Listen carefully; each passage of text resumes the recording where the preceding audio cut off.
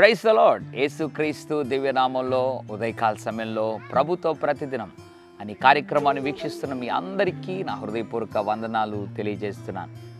దేవుడు ఈ ఉదయకాల సమయంలో పౌలు జీవితంలో ఆయన ఒక ముళ్ళు విషయమై దేవుని సన్నిధిలో ప్రార్థించగా ముమ్మారు ప్రార్థించాడు.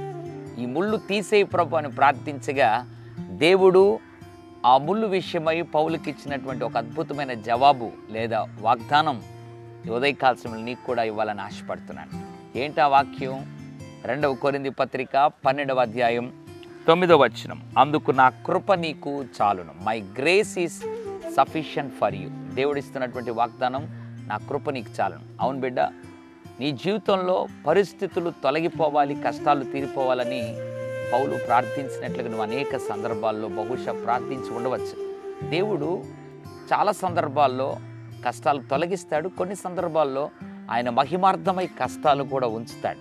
అయితే కష్టాలు తొలగించినా ఆయన మన జీవితంలో దేవుడే, ఉంచినా మన జీవితంలో ఆయన ప్రభువే. అయితే ఉదయకాల సమయంలో పౌలు గారికి పెట్టినటువంటి ముళ్ళు విషయమై ముమ్మారు తీసేయి ప్రభు అని ప్రార్థన చేస్తే దేవుడిచ్చినటువంటి అద్భుతమైన జవాబు ఏంటో తెలుసా? నీ ముళ్ళైతే నేను తిని కానీ నా కృప నీకు చాలినంతగా ఉంచుతానన్నాడు. నా కృప నీకు చాలు. దేవుని ప్రియబిడ్డ, కష్టంలో, దుఃఖంలో, వేదనలో, వ్యాధిలో, నిరాశ నిస్పృహలో, నా జీవితంలో ఈ భయంకరమైన కష్టం ఎప్పుడు తొలగిపోతుందని బాధపడుతున్నావా? నువ్వేం బాధపడద్దు. దేవుడు తన కృపను సమృద్ధిగా నీకు ఉంచుతాడు. ఆ పిదప కష్టమును కూడా దేవుడు తొలగిస్తాడు. ఉదయకాల సమయంలో దేవుడు మాట్లాడుతున్నాడు, my grace is sufficient for you.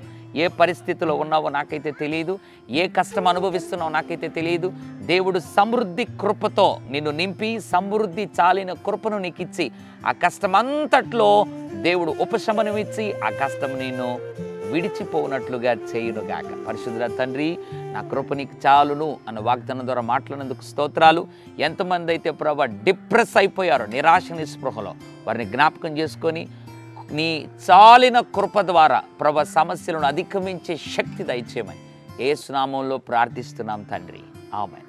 God bless you.